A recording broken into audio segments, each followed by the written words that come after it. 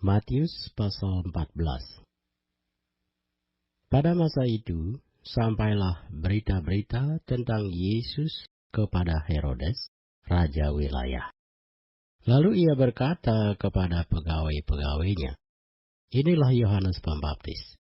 Ia sudah bangkit dari antara orang mati, dan itulah sebabnya kuasa-kuasa itu bekerja di dalamnya.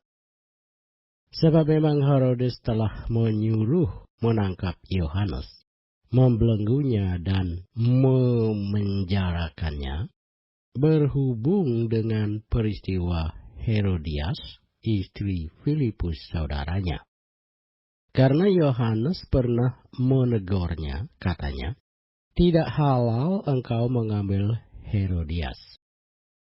Herodes ingin membunuhnya, tetapi ia takut akan orang banyak yang memandang Yohanes sebagai nabi.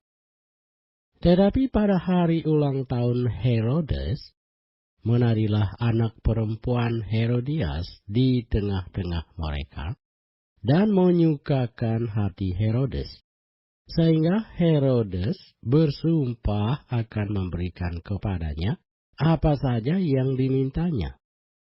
Maka setelah dihasut oleh ibunya, anak perempuan itu berkata, "Berikanlah aku di sini kepala Yohanes Pembaptis di sebuah talam."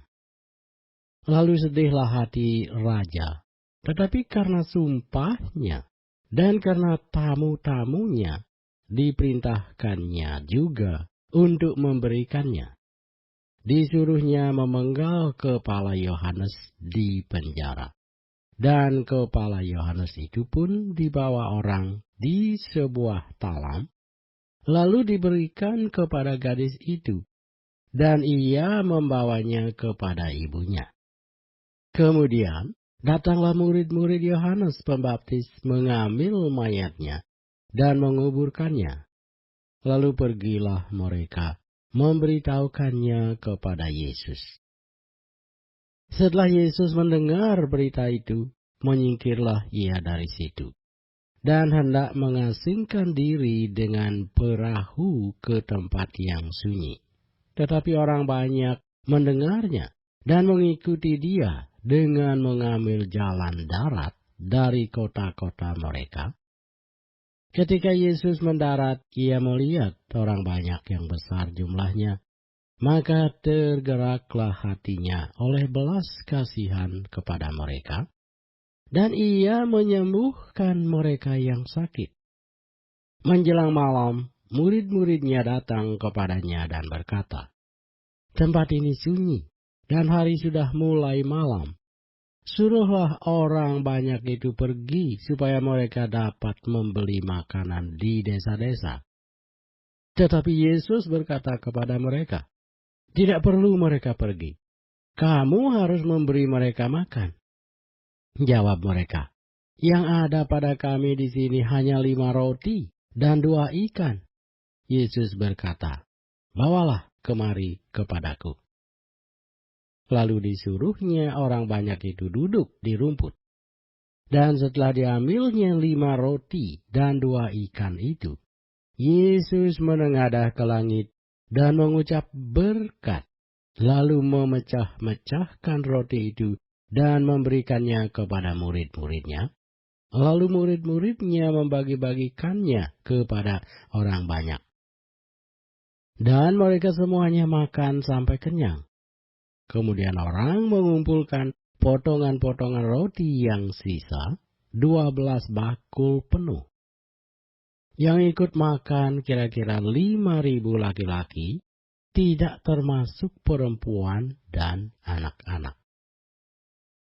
Sesudah itu, Yesus segera memerintahkan murid-muridnya naik ke perahu dan mendahuluinya ke seberang.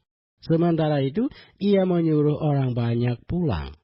Dan setelah orang banyak itu disuruhnya pulang, Yesus naik ke atas bukit untuk berdoa seorang diri. Ketika hari sudah malam, ia sendirian di situ. Perahu murid-muridnya sudah beberapa mil jauhnya dari pantai, dan diombang-ambingkan gelombang karena angin sakal. Kira-kira jam 3 malam datanglah Yesus kepada mereka, berjalan di atas air. Ketika murid-muridnya melihat dia berjalan di atas air, mereka terkejut dan berseru, "Itu hantu!" Lalu berteriak-teriak karena takut. Tetapi segera Yesus berkata kepada mereka, "Tenanglah, aku ini, jangan takut." Lalu Petrus berseru dan menjawab dia, "Tuhan, apabila Engkau itu, suruhlah aku datang kepadamu berjalan di atas air." Kata Yesus, "Datanglah." Maka Petrus turun dari perahu dan berjalan di atas air mendapatkan Yesus. Tetapi ketika dirasanya tiupan angin, takutlah ia dan mulai tenggelam lalu berteriak, "Tuhan, tolonglah aku." Segera Yesus mengulurkan tangannya, memegang dia dan berkata, "Hai orang yang kurang percaya, mengapa engkau bimbang?" Lalu mereka naik ke perahu dan angin pun redalah. Dan orang-orang yang ada di perahu menyembah dia, katanya, "Sesungguhnya engkau anak Allah." Setibanya di seberang, mereka mendarat di Genesaret. Ketika Yesus dikenal oleh orang-orang di tempat itu, mereka memberitahukannya ke seluruh daerah itu. Maka semua orang yang sakit dibawa kepadanya. Mereka memohon supaya diperkenankan menjamah jubah-jubahnya. Dan semua orang yang menjamahnya menjadi sembuh.